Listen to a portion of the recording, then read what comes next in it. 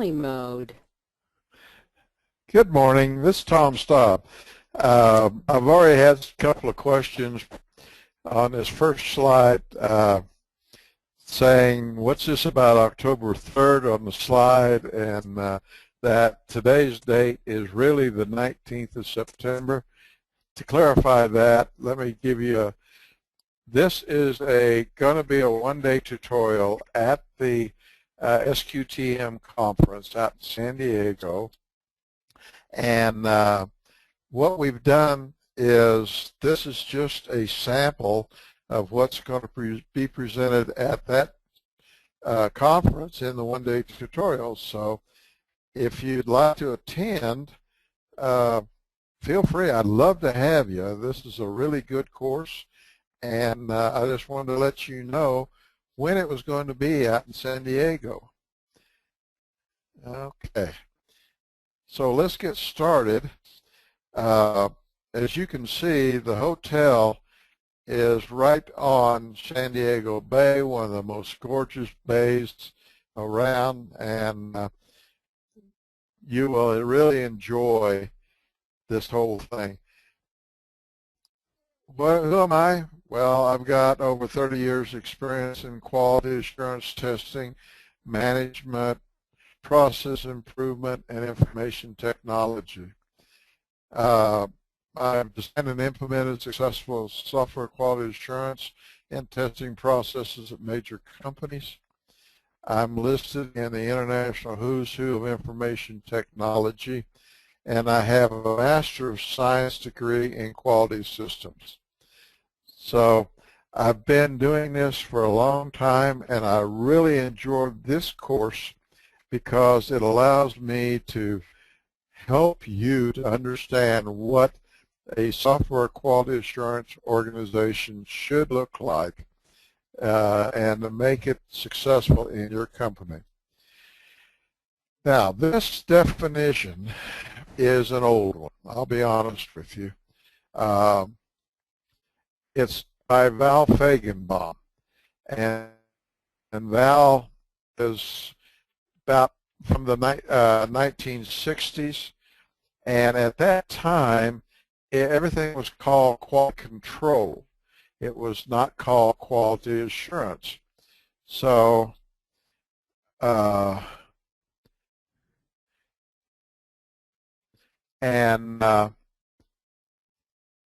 so it's a very good definition. I'm going to let you read it. And it still fits for anything that we're doing today. Just change the word quality control to quality assurance. And I left it in because to be honest with you, I haven't found anything better than what this is.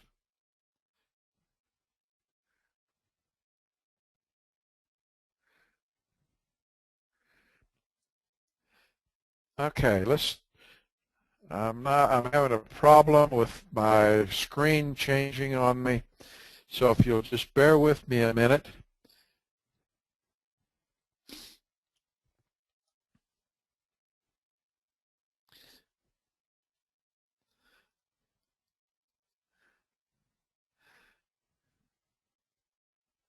Oh, now, when I look for a definition of quality, one of the first places I always go is to Webster.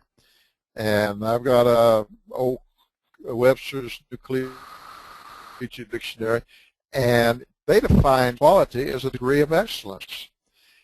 Now, back in the 60s, James Rand coined the phrase fitness for use.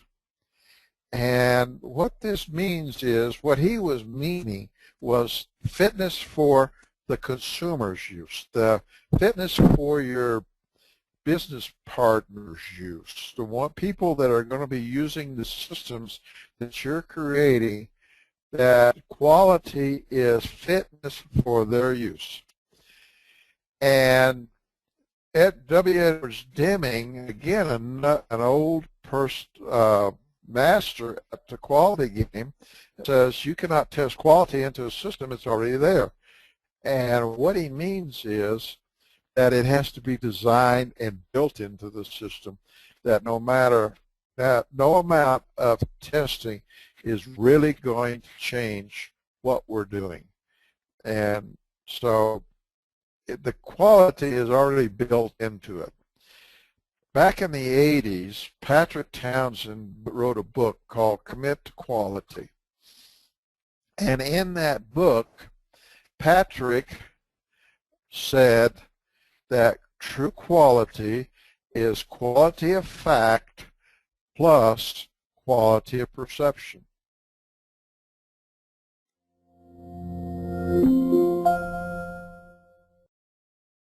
I told him, I says, Pat, I don't remember a lot out of your book, but I do remember this definition, and I have used it ever since your book came out.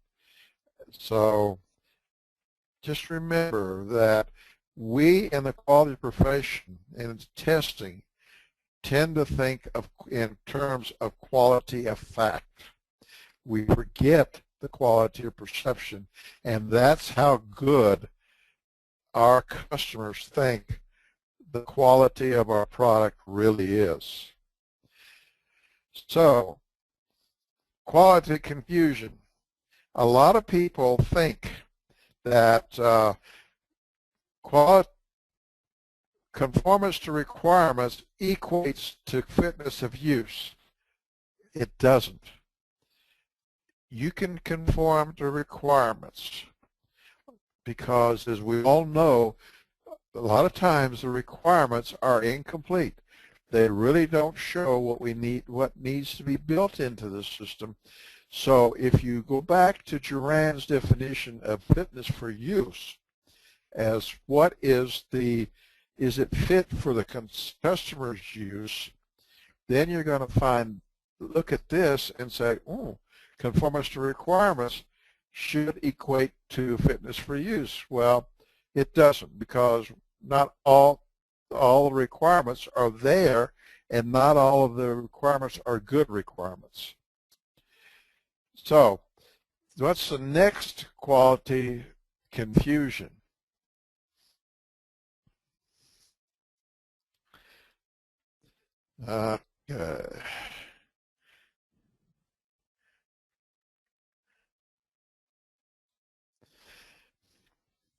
The next quality confusion is that we think that just because the design is a good design, that we have a good quality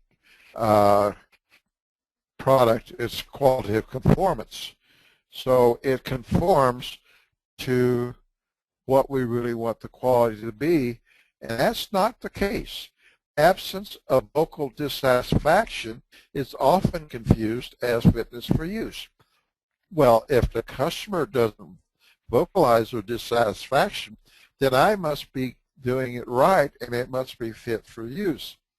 Well, the customer is not always going to tell you, but trust me, they're going to tell a lot of people that, hey, I wanted this system, and it didn't do what I wanted it to do, and it doesn't work that well. So the company needs to establish a culture dedicated to quality. And that doesn't just mean lip service. That means everything that the company does demonstrates that it's dedicated to quality. And when you have quality culture, you have three parts. You have return on investment, you have production, and production here means anything your company is producing, and you have quality. Only when you marry those three elements, and that's what the light box in the middle is the marriage of those three elements. Do you have a true quality culture in your organization. Now, we've got a golden triangle. And the golden triangle is comprised of people, process, and tools. These are the only three things you have to work with in what you're doing and in any culture in the organization. You have your people, your processes, and your tools. Let's look at this common language of business. And look at the lower figure here. Lower management and non-supervisors, their language is of things.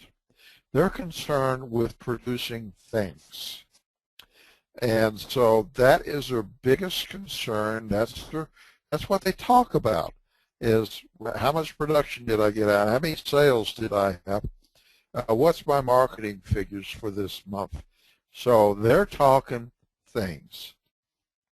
Middle management, being where they are, must not only worry about the things, but they also have to worry about money. And the money is the budget and what sales figures are, whether they're going up or down. All of this figures into middle management, so I consider them to be bilingual. They can only talk the language of lower management, non-supervisors, but they can talk to upper management, and upper management is concerned with money. Everything your company does boils down to money. So when you have a quality culture, you wrap this, the language of the business, in quality. And quality will produce money. So what are the critical success factors in an SQA organization? Well, there's several.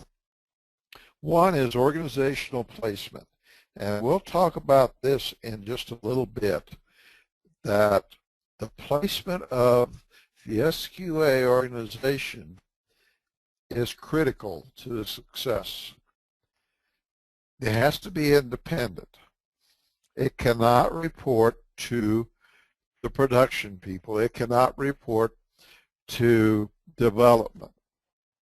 Because if it does, you're not going to get true figures and not going to get true assessment of the quality of the product.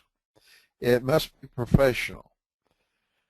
You need to use Ross Perot's philosophy that he used when he was building EDS, that eagles don't flock, you have to gather them one at a time.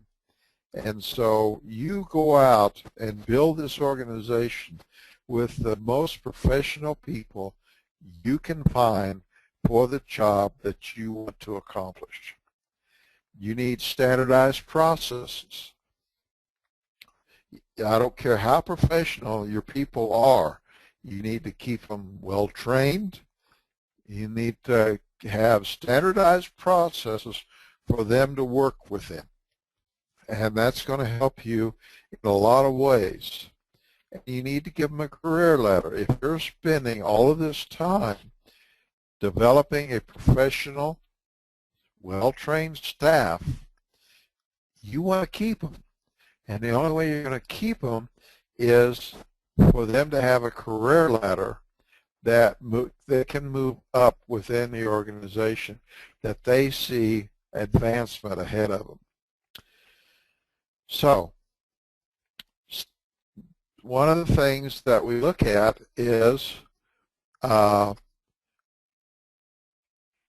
software quality, that we want to improve software quality. And so if we're looking at that as a critical success factor, then we have to go from there.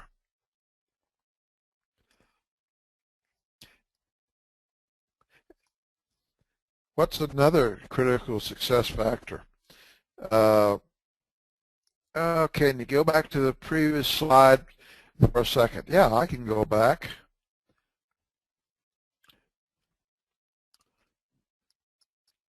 Okay. Now, Jim Wang, can you tell me what you want to look at, or are you just looking at it to write it down?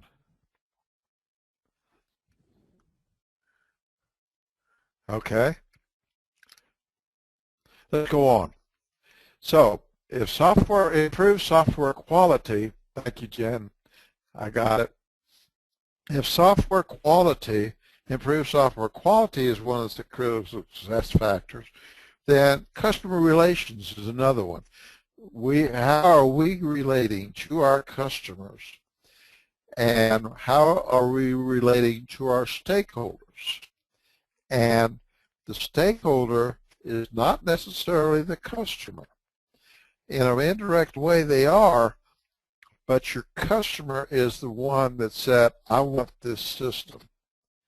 Whereas the stakeholder is a group of people that this new system interacts with or affects. Business partners.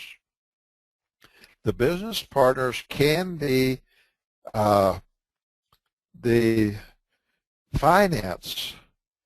It can be sales. So your business partners are who you're doing this with.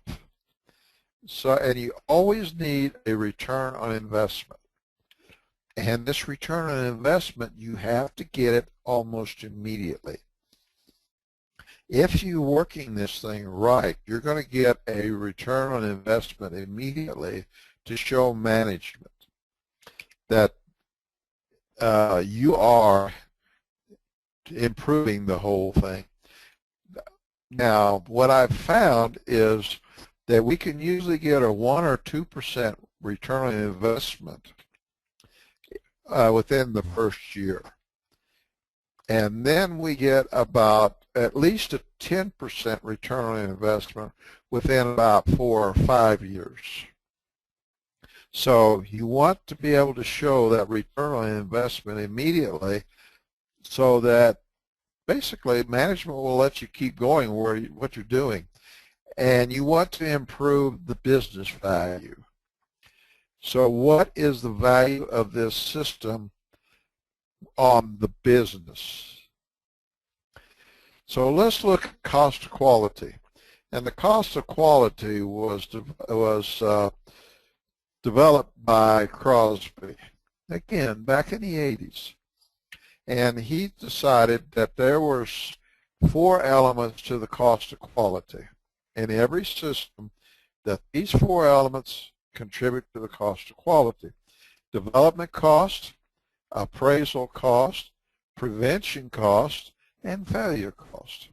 And normally, under most normal conditions, the failure cost is extremely high. And if you look at the figures, what it costs to fix an error, you'll find that the further you go into the life cycle, the higher the cost to fix the error. So what he came up with is that if we keep development costs constant and we keep appraisal costs constant, then but spend a little more money on prevention. In other words, why are we having these failures? Why are we finding defects? Then we can reduce the failure cost significantly. And that's just low-hanging fruit, people. So if you spend a little more time on prevention, in other words, we have a good, strong SQA program going, then we can help reduce this failure cost, which is going to give us our return on investment that we're looking for. And that's the cost of quality. So I want you to remember one thing. What's important to management is money. You can talk about how many defects you're finding. You can talk about anything technical you want to, and it's not going to have the impact that it should have on them and help keep you in business until you convert all of that to dollars and cents. So, universal truths. Software quality assurance needs improvements. Organization needs to possess a corporate business value. Just what I talked about immediately right before this on the money. You've got to have a business value. You've got to demonstrate what your value is to the company in order to stay in business. You've got to show an ROI from the start. I told you that before. You have got to be able to show a 1 or 2% ROI in the first year. And you cannot change everything at once. That's why I'm saying that you're not going to get the full benefit immediately because you cannot change everything at once. There's some startup lag time involved in implementing this that is just, it's going to take you time. And so you've got to buy yourself that time in order to increase the ROI. And improvement implementation does not run smooth. You are going to have resistance. I don't care how you sold this. And trust me, you're going to have senior management approval to implement this thing. You are going to have resistance. And what you want is open resistance. It sounds crazy, but you do. As long as it's out in the open, you can combat it. But the minute it goes underground, you've got problems. Process improvements don't stand alone. So anything you're doing in the SQA organization, then just keep in mind that it's not going to just impact you, it's going to impact the whole organization. So it doesn't stand alone. It needs to live in the real world. I've been in this business for a long time, and one thing I've learned is you've got to bring it down to the level that everyone can understand. So it's got to live in a real world. It cannot live in our rarefied atmosphere of quality and IT. You don't succeed, as I said before, without strong senior management support. You have got to get them behind you, and not just in words, but in actions. They have got to demonstrate that they are behind you. And you need a strong measurement program, because management is going to want to see, as I said, dollars and cents, and they're going to want to see where are you and how are you succeeding, and what are you doing for me today.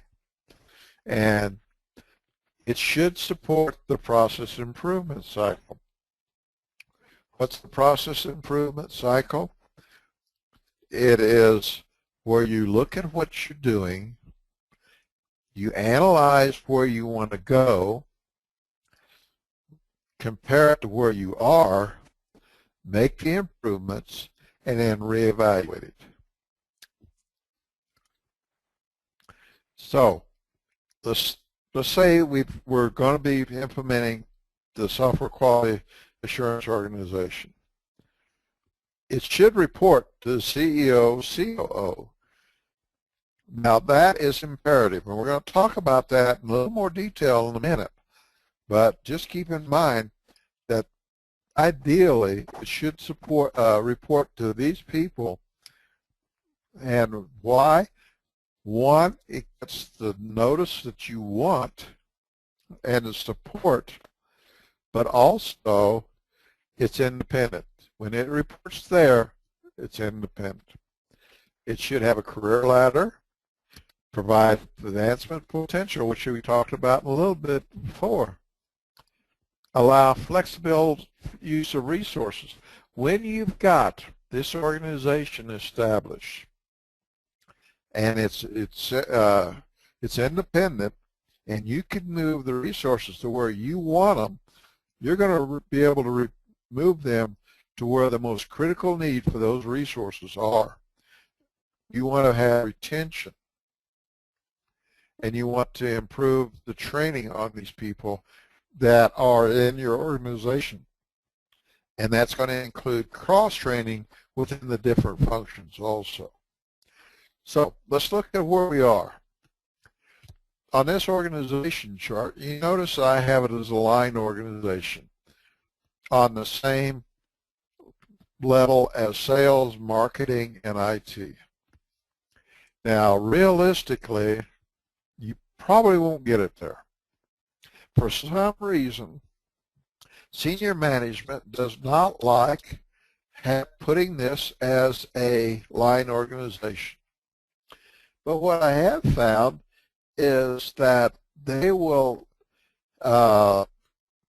say, okay, if you say, well, what about making it a staff organization reporting to the CEO or the COO? To this day, I'll be honest with you, I have not figured out why it's easier to sell making it a staff organization than it is to make a line organization. But it is. I'll tell you right now, if you hit resistance to making it a line organization, like I've got drawn here, go back and come back and propose it as a staff organization. And I'll almost guarantee you that you're going to wind up selling it that way. So, as far as I'm concerned, the software quality assurance organization consists of three different elements. One is configuration management. And IEEE 610 gives me my best definition of configuration management.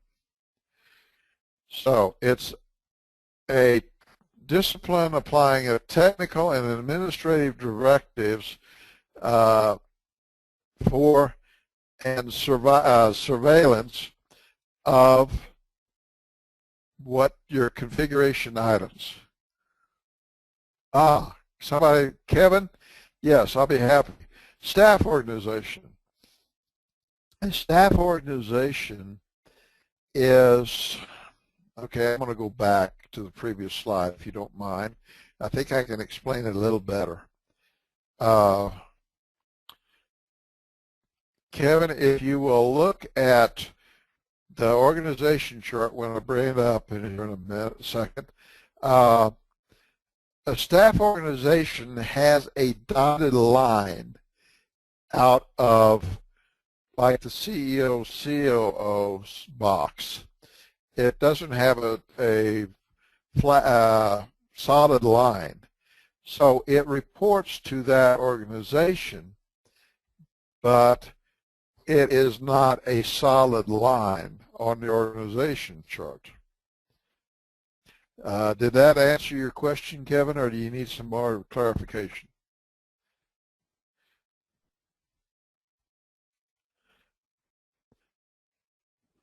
Okay. Now, it identifies and Kevin, you got a good question. Kevin wants to know what's the primary difference between the two. The difference is that once you make it a solid line, you are putting it on the same level as sales, marketing, finance, those people, and you usually wind up giving them a vice president or senior vice president title. And when you have it as a staff organization, you don't give them that same VP or senior VP title. But what it does, I've worked both ways. And in some ways, I like better when it's a staff organization, because then we got assignments directly from the CEO of the organization, and we worked for them at their leisure and went and looked at the problems that they saw and that they wanted investigated. So therefore, it would have worked the same way if we'd been a line organization, but being a staff organization, people recognized the fact that we worked for the CEO.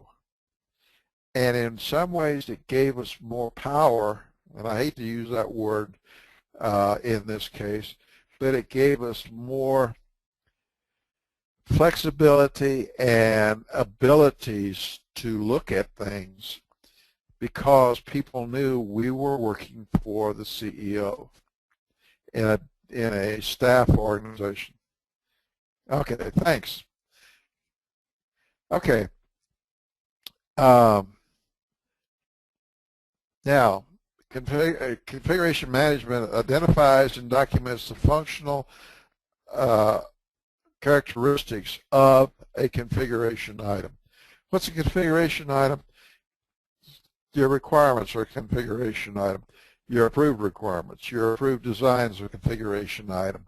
So these are all configuration items. It controls changes to those characteristics.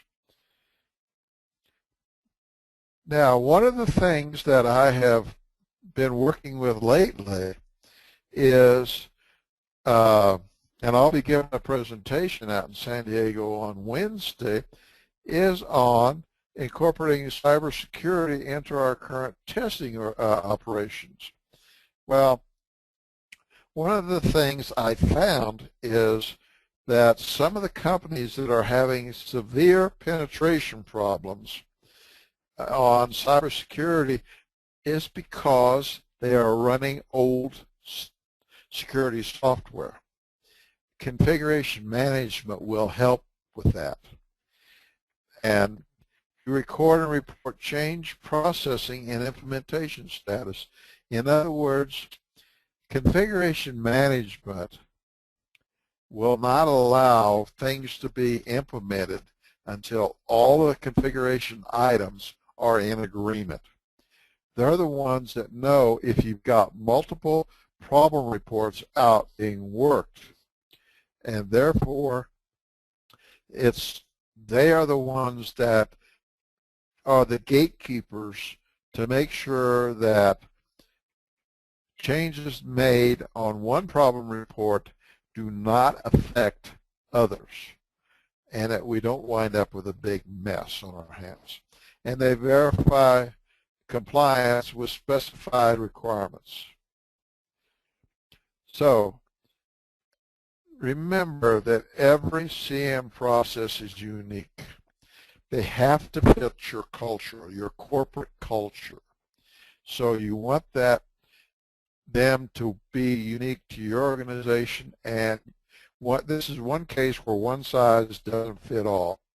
Why do you need it? I talked about that. Part of it before is you need it to be the gatekeepers. You need it to make sure that nobody implements changes to a system until they've been approved and they've been thoroughly tested.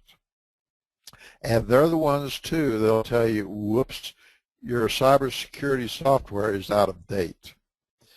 And can you succeed without it? Companies are doing it. Not very well, but they're doing it. But you have to have some form of configuration control on your processes. So the second part of this is quality control. I'm going back to that old word that Feigenbaum used back in the 60s.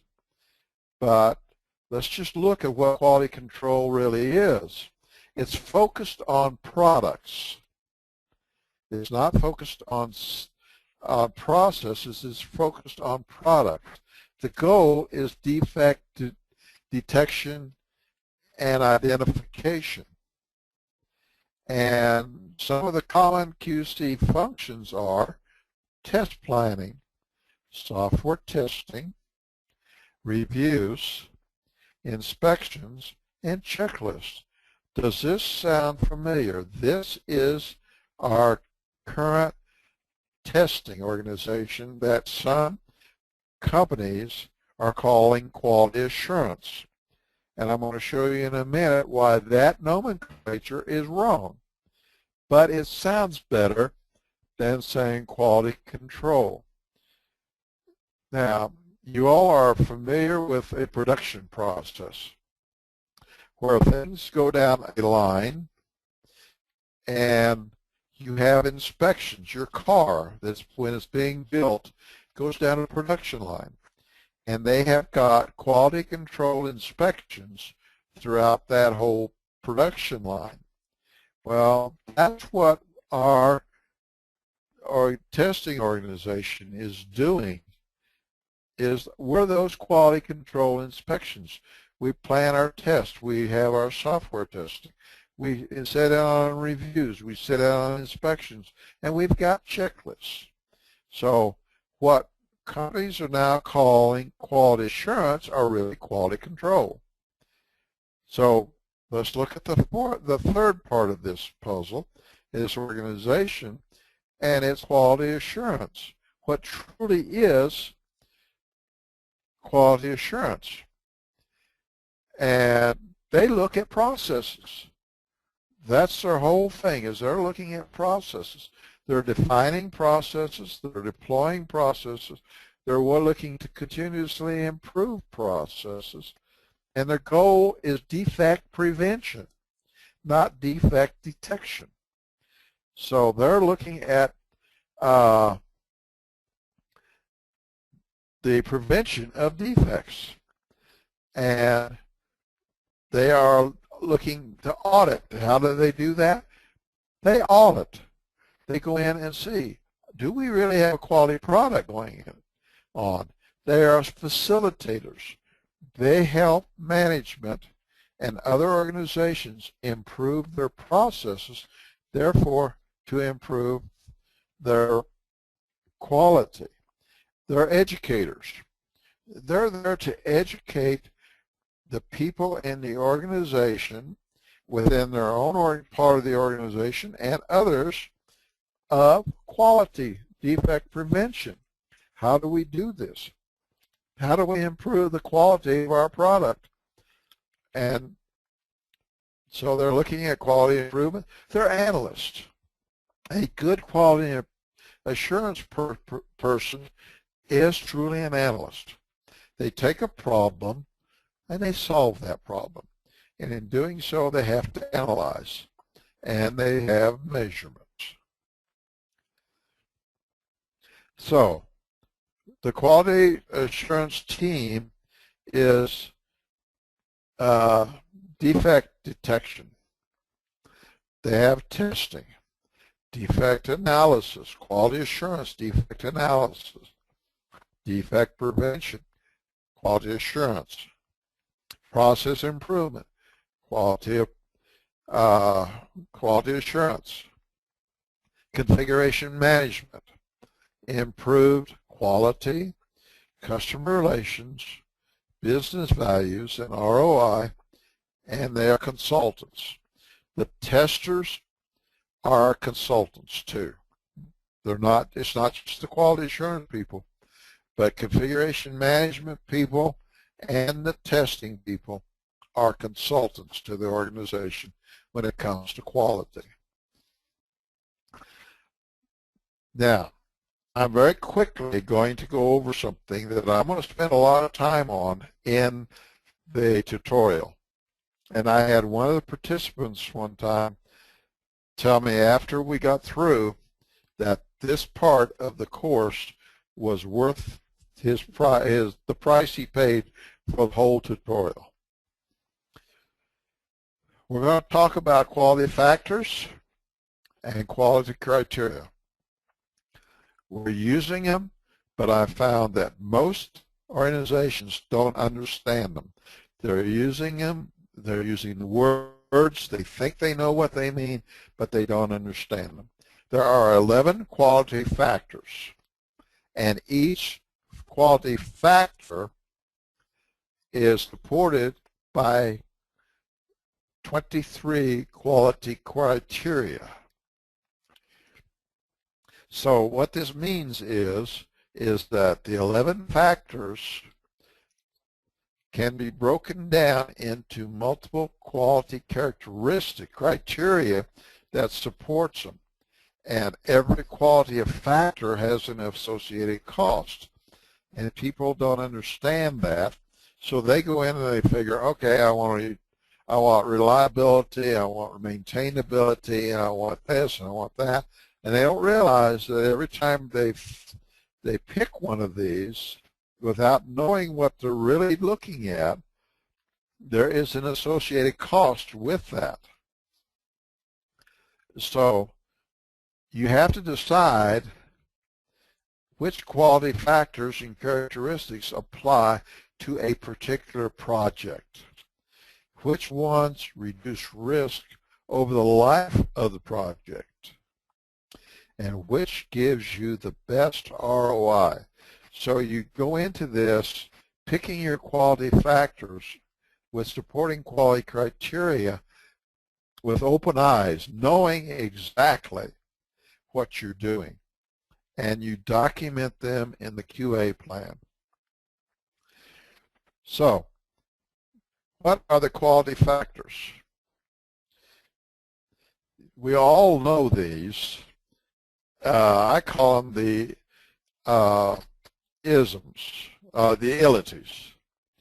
So you've got correctness, reliability, efficiency, integrity, usability, maintainability, testability, flexibility, portability, reusability, and interoperability. Some of those words will twist your tongue if you're not watching it. So we've got the quality factors, but you know that certain quality factors have a high or low impact on the quality of other quality factors. So let's look at efficiency. So if you say, I want efficiency, and you want high quality and efficiency, you're going to get probably low quality and integrity, usability, maintainability, testability, flexibility, portability, reusability, and interoperability. And conversely, if we say we want correctness, we want high quality and correctness, well, you're going to have a high impact on 5 other quality factors. So they each feed on each other. And you can't go into saying, I want a certain quality factor without knowing what the impact is on other quality factors. So let's look at the quality criteria.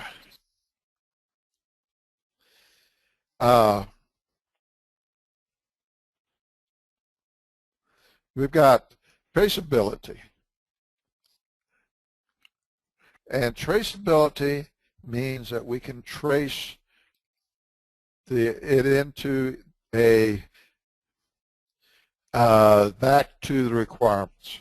We've got completeness, consistency, accuracy, error tolerance, simplicity, modularity, generality, expandability, instrumentation, self-descriptiveness, execution efficiency, storage efficiency, access efficiency, operability, training, communications, software independence, machine independence, communications commonality, data commonality, and conciseness. So if we're going to take each one of these and see how each one applies to a quality factor. And we've got access control. Now, the quality assurance plan applies technical and administrative support and surveillance to the identity and document functional characteristics of a configuration item. Remember what I said a configuration item was. It's any approved document that you've developed. It controls changes to the characteristics. So if we are identifying the quality factors and quality criteria that we want, this, and people say, oh, wait a minute, time out, I want to change that, then we've got to control those changes. And we record and report change processing and implementation status and verify compliance with specified requirements. So every project needs a quality assurance plan, and it needs to be developed before the start of the project or at the start of the project. And you need a quality assurance plan template. Why? My philosophy is don't reinvent the wheel. So if you have a template, then it's a matter of you know what parts you need to plug in for that particular project. And a plan needs to be written at the start of the project. It needs to be approved before the project starts. Why? It's an excellent planning and measurement tool. And once it's approved by everybody involved, you basically got a contract with the stakeholders.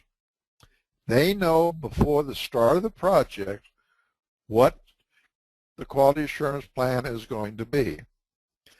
And so a high-performance SQA organization program has different meanings to different people.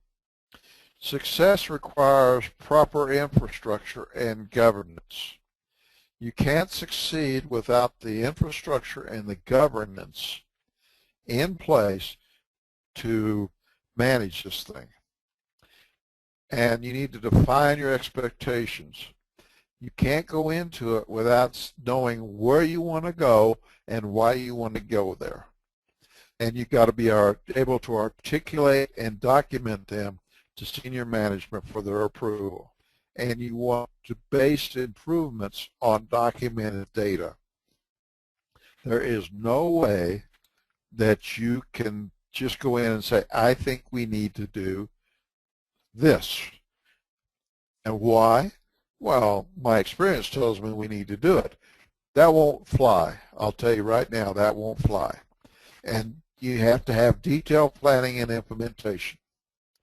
And you need to have strong senior management support. So you need to have senior management support, not only verbally, but them demonstrating it. Just a reminder, if you want to learn more, go into this much deeper, please attend my tutorial on Friday, October 3rd out in San Diego.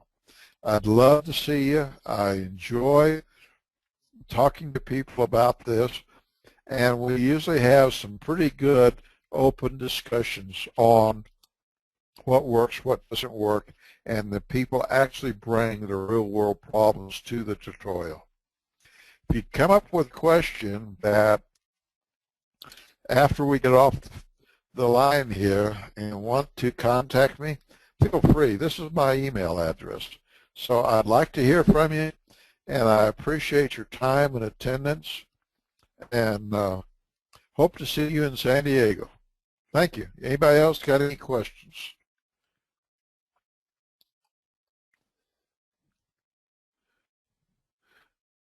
Kevin, I hope you Kevin thanked me for the presentation, and I hope it helped you. Yes. Cynthia said she was going to share it with her team, and Elena again said thank you. I appreciate the thanks, and feel free to share it with your team. And just for your information, it is recorded, has been recorded. So if you want to contact IST and talk to them about getting a copy of it.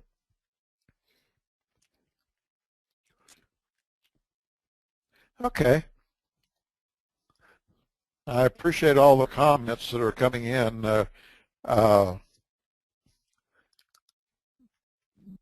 This last one is thank you. It was great to know what is QA. And so I know a lot of people have a misconception of what quality assurance really is, and I hope I helped clarify that for you. You're going to, Vladimir, you want a copy of the slides?